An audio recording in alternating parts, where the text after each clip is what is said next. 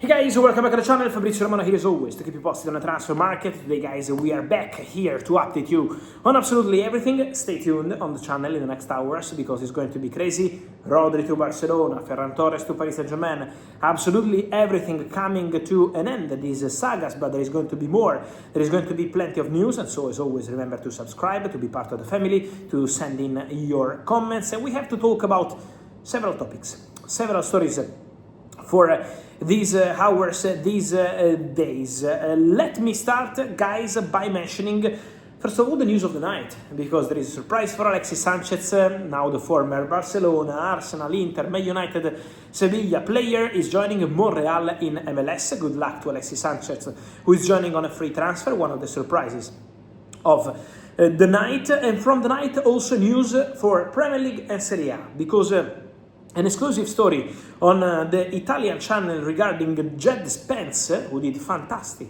at the World Cup with the English national team.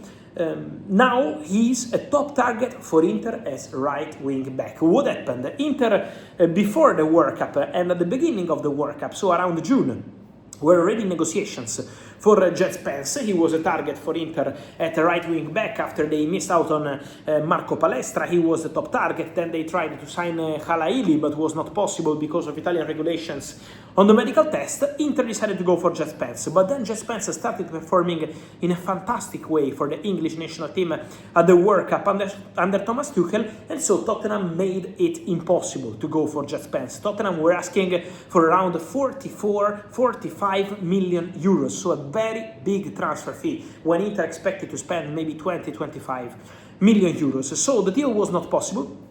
This is why the Jed Spence deal was not advancing around July. But what happened now? Despite many links on Liverpool, on Man United, on several clubs, Inter remain the most interested club in Jed Spence. Inter are very keen on Jed Spence. Now Inter are back to the table, and Inter are prepared to bid for Jed Spence if Tottenham Hotspur are ready to concede a lower transfer fee. Inter are not paying 45 million euros. So if Tottenham are accepting something around a 35 million euros package, Inter are ready to bid, and the player would be keen on a move to Inter. This is the understanding.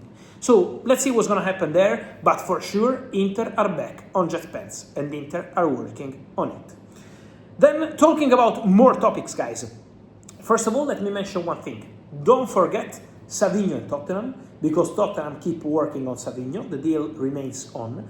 And Manchester City are working on a new winger. At the moment, for Pedro Neto, I can 100% confirm that he's one of the names on the list at Manchester City. I can 100% confirm that Man City are interested in Pedro Neto, but at the moment, there is a gap in valuation for Pedro Neto between Manchester City and Chelsea, a very big gap in valuation, and so at the moment, the Pedro Neto deal is financially not easy. Also, on Pedro Neto, Chelsea are not desperate to sell Pedro Neto at all. Chelsea are happy with the player, so they are not putting the player on the exit list. If a big proposal arrives, good, otherwise Chelsea are more than happy to keep him. And then Pedro Neto is still mentioned as an option for Tottenham if the Savinho deal doesn't happen. But the priority remains Savinho. Manchester City, to let Savinho go, have to sign a new winger. This is the plan of the club. So internal talks on a new winger are taking place at Manchester City. So let's see what's going to happen there. As we are talking about wingers, guys, I want to spend a minute on Paris Saint-Germain. PSG are focused on the UEFA Super Cup against Aston Villa. It's going to be a big moment, so I don't expect any evolution for the Mudryk deal before the Super Cup. But my understanding is that after the Super Cup, Paris Saint-Germain and Ajax will be back in conversations, back in negotiations for Mudryk. So Paris Saint-Germain are returning to the table. They are ready to offer more than 45 million euros fixed plus add-ons. So they are ready to get closer to the starting valuation made by Ajax, 60 million euros. Obviously, this deal could be important for the Bradley Barcola story. Why? Because for Bradley Barcola to join Liverpool, it's really important one factor, the financial factor between clubs. Because the player is keen on a move to Liverpool. Barcola wants to go to Liverpool, so on this there is no doubt. But the crucial point is if Liverpool and Paris Saint-Germain can get closer on the transfer fee value. At the moment there is still distance between Paris Saint-Germain and Liverpool on the transfer fee. But if Paris Saint-Germain sign after Ferran Torres, after Akliouche, also Mika-Godts, obviously this could change the scenario and could make it eventually more open for Liverpool to try reach a financial agreement with Paris Saint-Germain. Liverpool are not paying 170 million euros. This will not happen. So Paris Saint-Germain are not expected to close the deal at 170. They're expected to negotiate that fee. But we have to understand if between 100, 110 million euros and 170 million euros, there could be common ground between Paris Saint-Germain and Liverpool or not. So this is going to be the crucial factor to understand more on this story. But don't forget that Mika-Godts PSG is still on. Talking about wingers, Mykhailo Mudryk, the update I can give you today is that Chelsea and agents of the player are starting evaluating a loan deal for Mykhailo Mudryk. There are several possibilities, approaches from Italy, approaches from Premier League, an idea at Blue Co Chelsea Group to send the player on loan to Strasbourg, so to remain under the Blue Co control. My understanding is that the priority for the player, for Mykhailo Mudryk, would be Premier League. So the favorite destination for Mykhailo Mudryk would be Premier League. Now we have to understand what kind of solution will appear on the table.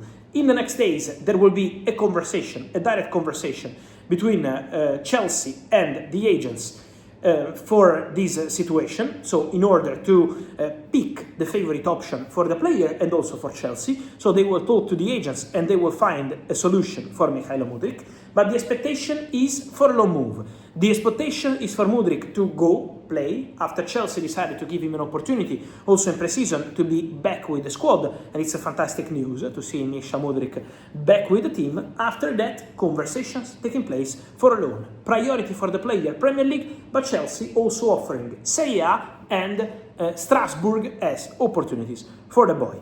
And then, just to close, guys, many questions I received over the recent days were about Eduardo Camavinga, if there is still a possibility for Man United, for other clubs.